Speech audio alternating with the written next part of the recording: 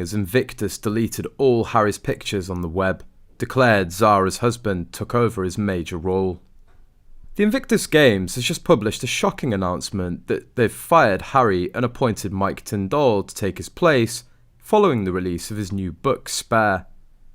Besides, all images and information related to the Duke of Sussex have also been deleted.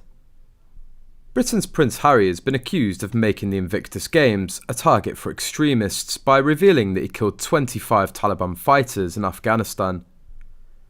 Admiral Alan West, former head of the Royal Navy, called Harry very stupid for giving details of his Taliban kills.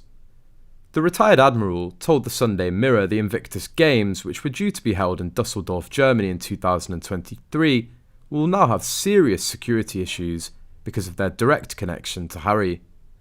The Invictus Games is very much labelled to him, and so I would have thought the threat level there will be, a lot higher, he told the newspaper. There'll be serious security issues because of what he said. Measures will have to be put in place to protect the veterans. And there will be people who, given half the chance, will want to do something.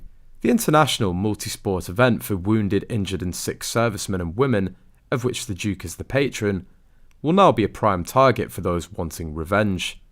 The Taliban will be reading Harry's claims about killing their fighters and thinking, there's this prince calling us all chess pieces and is quite happy about killing us. And there'll be a lot of people, I'm sure, in Islamic states and other terrorist organisations who will think this is something which should be avenged. Harry faced an onslaught of criticism in recent days, since the excerpt from his memoir was leaked about the number of insurgents he killed as a helicopter pilot.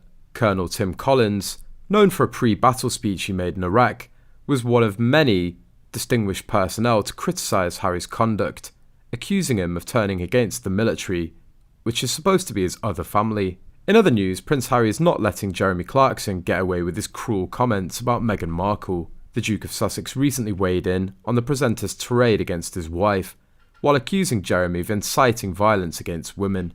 During his interview with Tom Bradby, the father of two spoke of the British media and how it's the epicentre of so many of the problems across the UK.